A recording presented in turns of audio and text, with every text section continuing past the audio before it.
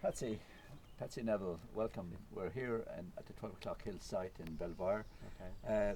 How did this project come about, Patsy? Well, I guess it all started, I'd say, back in 2011. We were, there was the local community group under the chairmanship of Mike Hogan was looking at restoring the Protestant church, and the objective was to turn it into a cultural centre. And Mike was with CLDC at the time, I think he still is, and there was a grant going. Actually, there were two grants, and the total of the two grants was 400,000. But in order to qualify for that funding, we had to kind of demonstrate that Kilkishen would have something to give back if they invested that kind of money.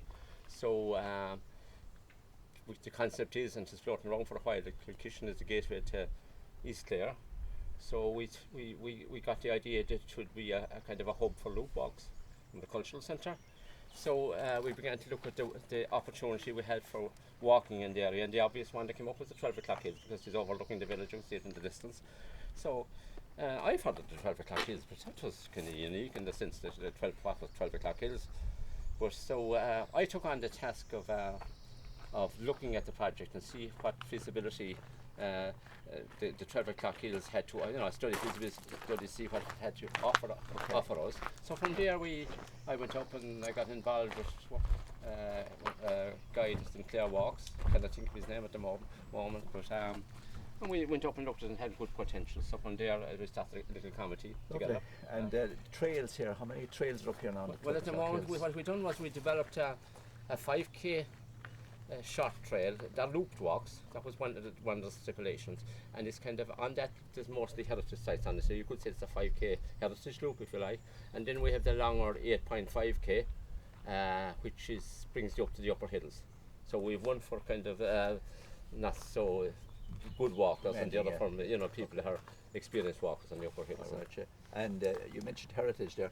I know there are a few old ruins up there, and Matt the Trasher's, is it Matt the Trasher and Matt Maloney's, we call it. We had Mary Ann's, and we have Dysart Lyons. These were people that lived up there up till about the 1960s, and around that time the forestation came in, and so people, the government were offering good money to people in isolated areas like the 12 o'clock hills, and so the people just sold out of the forestry. But back then as well, you had an awful lot of tough cutting up there. Yeah, we have a famous bog up there called Monroe Bog, and that's on the trail as well. Blanket Bog, and up there also you have the Famine Road, is that right? The Famine Road is there as well. It was going to all the way from, it was going to link here with Limerick, and down by Coolacase and into Limerick. So the Famine Road is there, but that all stopped, I think. That was there around the famine times as well, and I think that the landlords at the time were subsidising that, giving employment to local people. And I believe at the time that a person was killed on that site, so the work stopped. So it didn't progress into Limerick as it was supposed to at that time. Yeah, this 12 o'clock hills project is attracting many people from all over the country, and here every day and every weekend there are many people walking. Now I understand that you have plans to develop it further, like a ferry park or other areas like that. Am I jumping the gun here?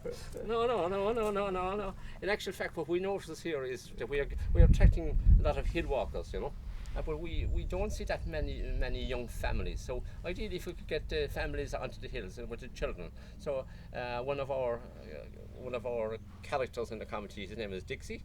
He Quilcher were after cutting some trees down there, and after cutting the trees, they left the butts of the trees. So they looked like, to Dixie, they looked like fairy stools.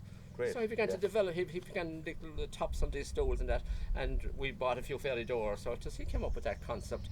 So it was only small by nature. So then we asked Quilcher, could we develop it further, and they said yes. But so we picked out a spot. So we're working on a bigger fairyland facility. We're talking about having maybe 3 or 4 tribes of fairies.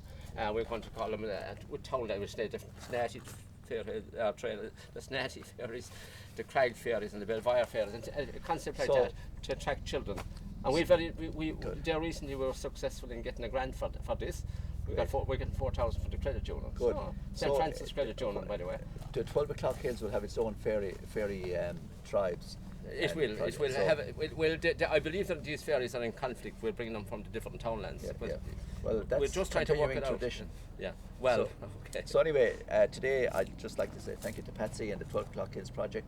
Well done, a super project, very important to East Clare, very important to the communities here. Thank you very much for your work today and your committee. Thank you.